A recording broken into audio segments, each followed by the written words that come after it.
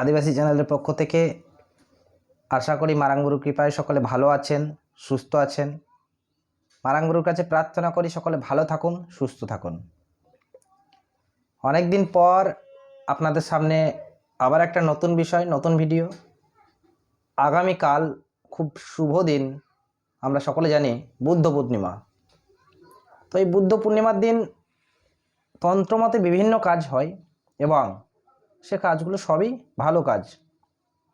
কোনো মন্ত্রকে সিদ্ধ করা, কোনো বাণবিদ্যাকে নষ্ট করা, কোনো ব্যবসার ক্ষতি করা আছে সেগুলোকে কীভাবে কাটিয়ে তোলা এবং বিভিন্ন বশীকরণ, যে বশীকরণগুলো আমরা নর্মালি দেখে থাকি যেগুলো কার্যকরী কম হয়, কিন্তু সেগুলোকে কার্যকরী যদি খুব দ্রুততার সাথে করতে হয় সেগুলো কীভাবে পাওয়ারফুল করে তুলব, এই বিভিন্ন বিষয় নিয়ে আগামীকাল যারা ওস্তাদ আছেন, তন্ত্র জগতে কাজ করেন, তারা নিজেদেরকে পাওয়ারফুল করতে পারেন। এরকম বিভিন্ন বিষয় আছে যেগুলো কালকের দিনটার জন্য খুবই শুভ, খুবই মঙ্গলদায়ক। তো আমি সমস্ত কিছু ভেবে আপনাদের জন্য সময় বের করে আবার একটা নতুন ভিডিও চেষ্টা করলাম যাতে আপনাদের ভালো হয়। দেখুন, বেশিরভাগের ডিমান্ড থাকে কি বশীকরণ, অন্যান্য কাজের ডিমান্ড খুব কম জনেরই থাকে। কেউ চান যে দাদা গণনা কী করে করতে হয় সেটার দিন, কেউ চান তাবিজ কবজ কীভাবে নষ্ট করতে হয় সে বিদ্যা দিন, আবার অনেকে চান যে মারণ বা বিভিন্ন খতরনাক বান ঝাড়নি ভাড়নি যে সমস্ত বিষয় আছে এগুলো দিন। কিন্তু ইউটিউব চ্যানেলে মারণ, আদিবাসী মারণ তো দেওয়াই যাবে না। এমনি নর্মালি আদিবাসী বিদ্যা খুব কম দিই আমি, এগুলো তো দেওয়াই যাবে না, অসম্ভব ব্যাপার। কারণ যে মারণ বিদ্যাগুলো আছে এগুলো খুবই খতরনাক। আমরা জানি যে আদিবাসীদের কিছু বিদ্যা খুবই খতরনাক, আর সেই মারণ বিদ্যা আছে কিন্তু দেওয়া যাবে না কোনো মতেই, সেটা সম্ভব নয়।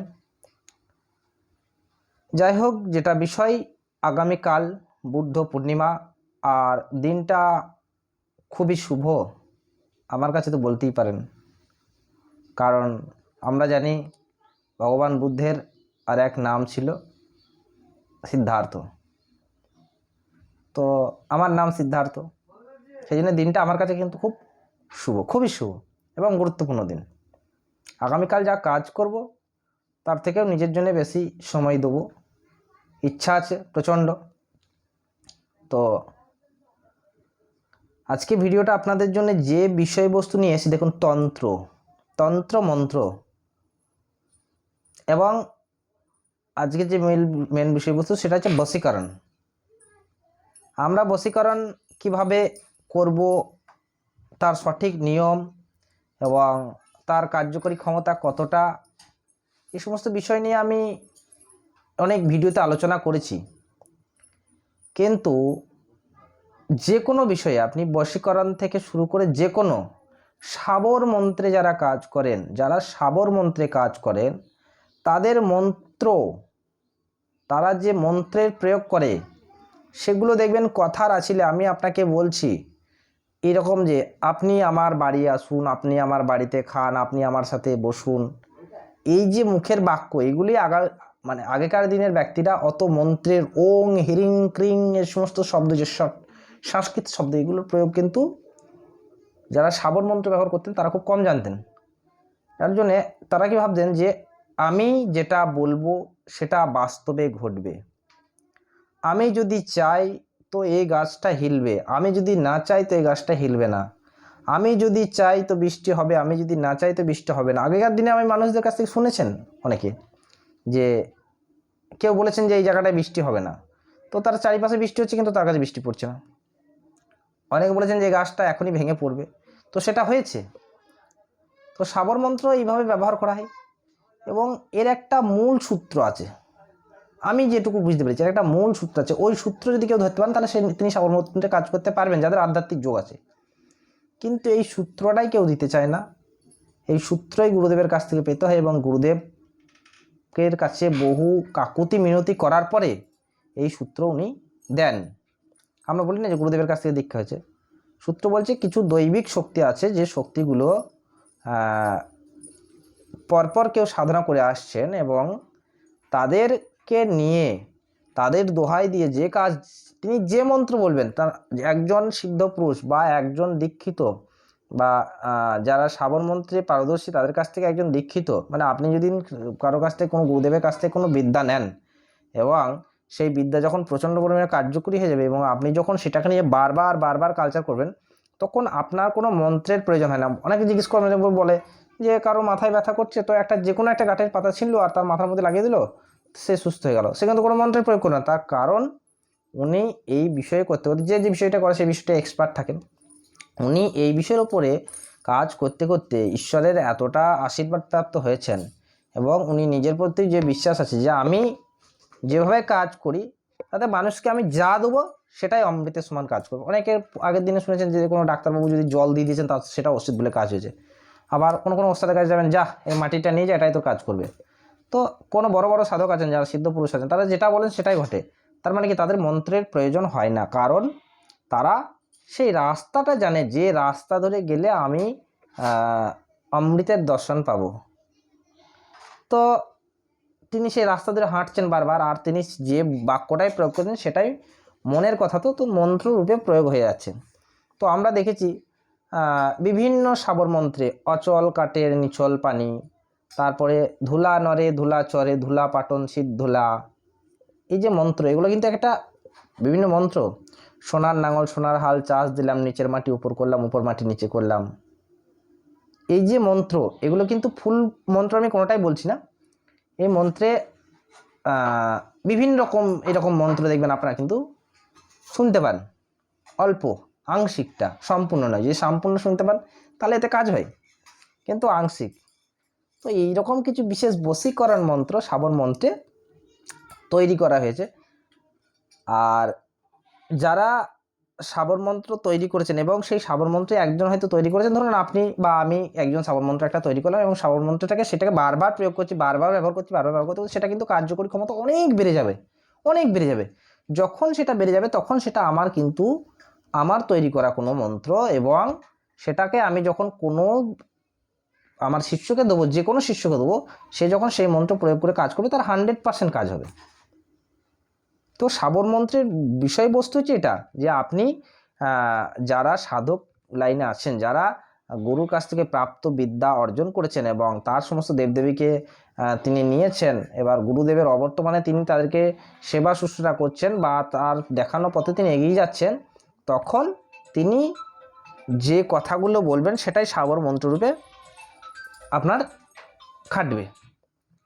তো সেই জন্য এই যে মূল সূত্রটাকে আমাদেরকে ধরতে হবে। আর এই কয়েকটা ছোট ছোট বিষয় দেখুন, আমরা যাই করি না কিন্তু পঞ্চভূতের বাইরে যেতে পারবো না। দেখুন আগেকার দিনে যারা মুনি ঋষি ছিলেন তাদের কিন্তু খুব চিন্তা ভাবনা খুব সূক্ষ্ম ছিল, যে যা কিছু তেল পোড়া, জল পোড়া, নুন পোড়া, মাটি পোড়া, যাই হোক এই পঞ্চভূতের বাইরে কিন্তু কিছু নাই।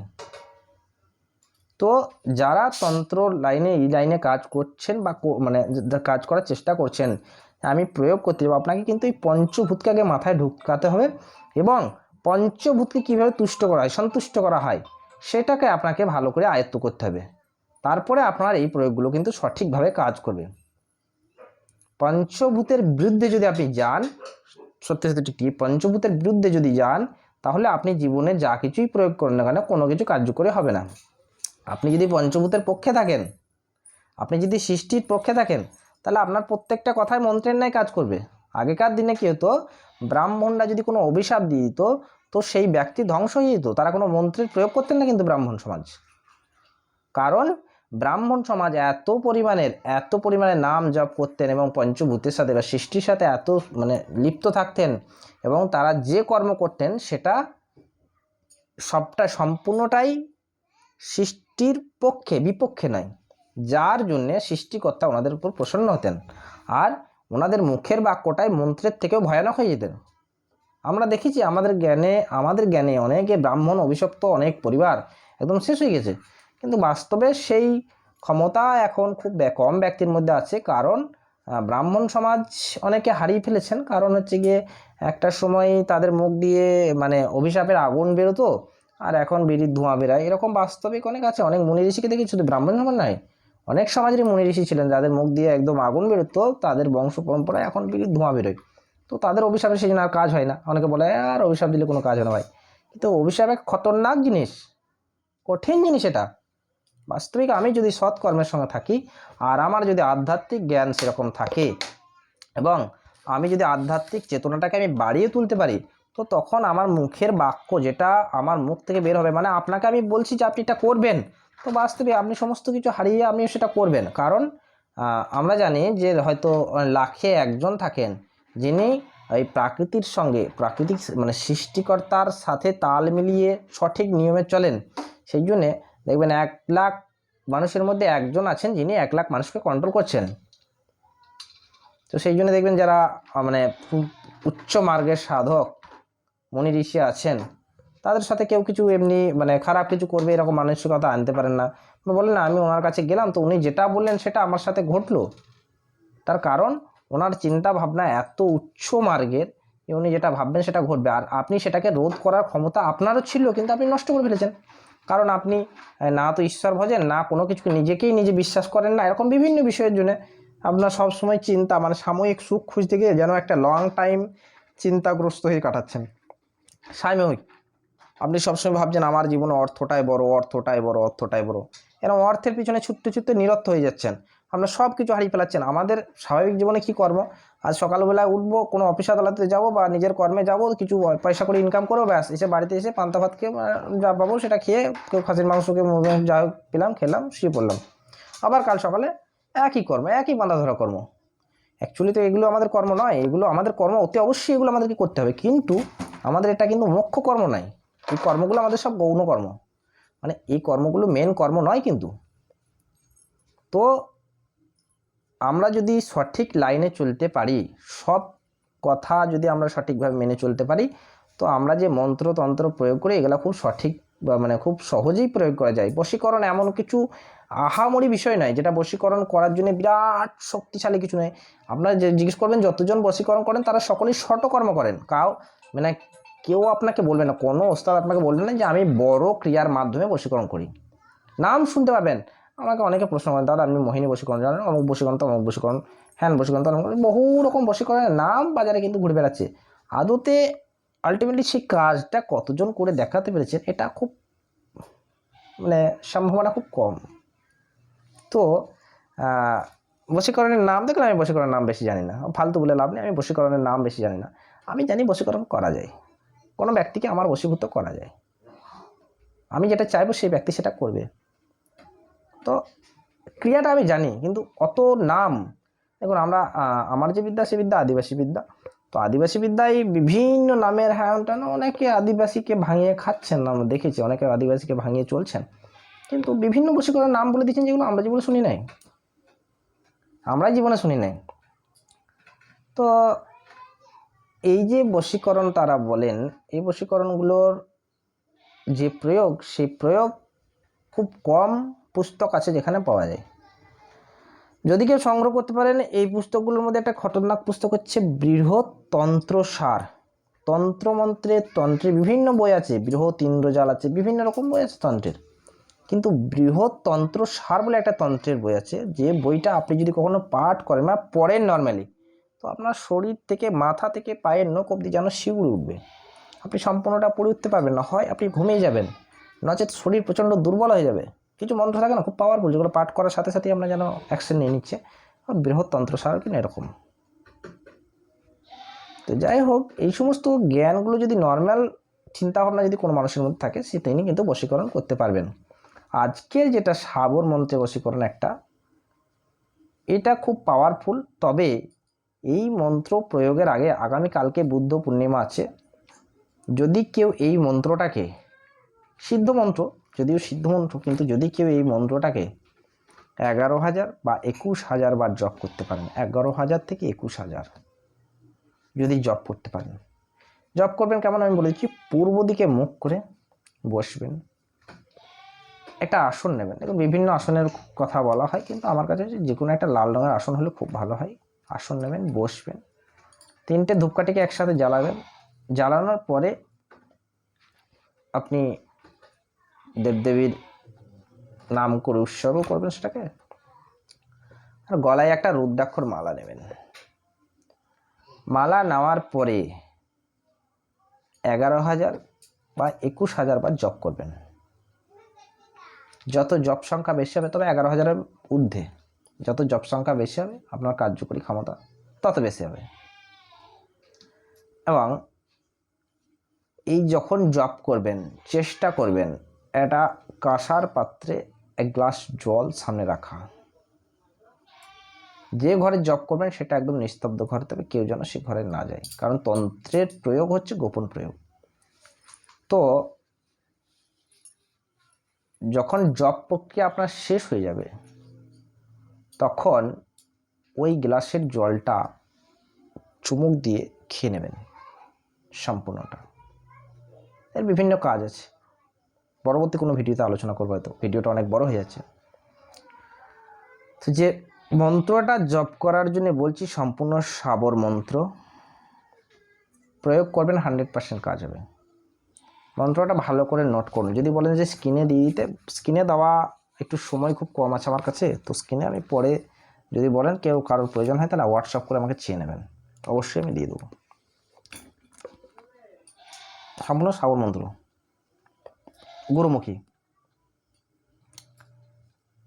গাছের পাতা নড়ে চড়ে আমি বলছি, গাছের পাতা নড়ে চড়ে, নদীর জল বেগে চলে, অমুকের মন আমার কথা বলে, অমুক আমার কাছে আইরে চলে, আমার কথা বাতাসে চলে, মা কামাক্ষার আজ্ঞায় সে আমার বশীভূত হয়ে যায়। আবার একবার রিপিট করছি, আমি 3বার রিপিট করে যদি বুঝতে অসুবিধা হয়। গাছের পাতা নড়ে চড়ে, নদীর জল বেগে চলে, অমুকের মন আমার কথা বলে, অমুক আমার কাছে আইরে চলে, আমার কথা বাতাসে চলে, মা কামাক্ষার আজ্ঞায় সে আমার বশীভূত হয়ে যায়। আবার একবার মন্ত্রটা বলছি, নোট করে নিন। আমি মন্ত্রটা খুব আস্তে আস্তে বলছি যাতে আপনাদের বুঝতে সুবিধা হয়।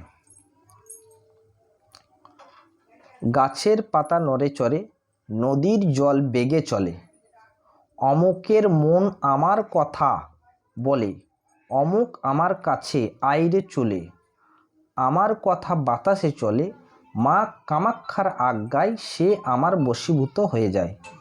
এই অমুকের জায়গায় তার নাম, সের জায়গায় তার নাম, নামগুলো আপনাকে দিতে হবে। এবং যে বশীকরণটা করবেন সে নিজের ক্ষেত্রে, মানে নিজে কাউকে বশীকরণ করলে তবেই সেটা প্রয়োগ করতে পারবেন।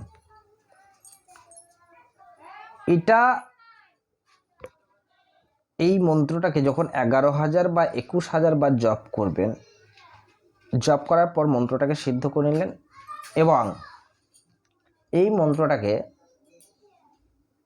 যদি কোনো পূর্ণিমাতে সিদ্ধ করা খুব ভালো হয়, এবং আগামীকাল বুদ্ধ পূর্ণিমা আছে, বুদ্ধ পূর্ণিমায় সিদ্ধ করলে তো একদম সুন্দর হয়। আর এই মন্ত্র যখন প্রয়োগ করবেন শনিবার, মঙ্গলবার এবং পূর্ণিমা, অমাবস্যায় করবেন না, পূর্ণিমার দিন এই মন্ত্র একটা ভোজ্যপত্রের মধ্যে লিখবেন। লেখার পরে লাল কালি দিয়ে লিখবেন এবং একটা তাবিজের মধ্যে 3বার লিখবেন পরপর। তাবিজের মধ্যে মুড়ে, মানে ওই ভোজপত্রটাকে গোল করে মুড়ে তাবিজের মধ্যে ভরে, ব্যাটা হলে ডান হাত, মেয়ে ছেলে হলে বাঁ হাতে লাগাবেন। দেখবেন খুব বেশি হলে 3 দিন থেকে 7 দিন সময় লাগবে সে আপনার কাছে আসতে। সে যত কিছুই থাক সব ছেড়ে ছুড়ে দিয়ে চলে আসবে। যাই হোক, আজকের ভিডিও এখানেই শেষ করলাম। সকলে ভালো থাকবেন, সুস্থ থাকবেন। মারাঙ্গুরুর কাছে প্রার্থনা করি আবার একবার, সকলে ভালো থাকুন, সুস্থ থাকুন। আবার একবার সকলকে জোহার জানিয়ে আজকের ভিডিও এখানেই শেষ করছি। আবার দেখা হবে আগামী দিনে নতুন কোনো একটা ভিডিও নিয়ে। আপনাদের কমেন্টের উপর নির্ভর করবে সে ভিডিও কি হবে। বারবার চেষ্টা করি আপনাদের কমেন্টের ওপর ভিডিও বানানোর। আর বেশিরভাগ জনেরই ফোনে রিকোয়েস্ট আছে, সেটা হচ্ছে কি বশীকরণ। তো বশীকরণের ভিডিও আপনাদেরকে একটা দিলাম, প্রয়োগ করুন, 100% কাজ হবে। যারা ভাবছেন যে আমরা কাজ করতে পারবো না, তারা ফোনে কন্ট্যাক্ট করুন, ফোনে না পেলে হোয়াটসঅ্যাপ করুন। ফোনের চাপ প্রচণ্ড, হোয়াটসঅ্যাপ করুন, আমি ঠিক রিপ্লাই করে নেবো। সকলে ভালো থাকবেন, সুস্থ থাকবেন।